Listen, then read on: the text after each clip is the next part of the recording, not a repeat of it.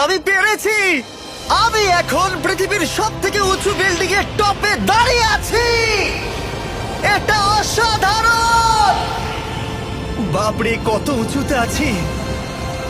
আমার খুব ভয়ও লাগছে। আমার নিচে তাকালে হবে না, শরীর খারাপ হয়ে যেতে পারে, ভয় লাগছে আমার।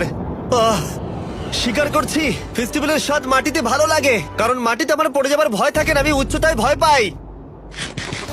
যখনই আমি আমার কোনো ভয়ের সম্মুখীন হয়েছি, তখন সেটা আমাকে অনেক কিছু শিখিয়েছে এবং মজাও। আমি পেরেছি। আমি এখন পৃথিবীর সব থেকে উঁচু বিল্ডিং এর টপে দাঁড়িয়ে আছি।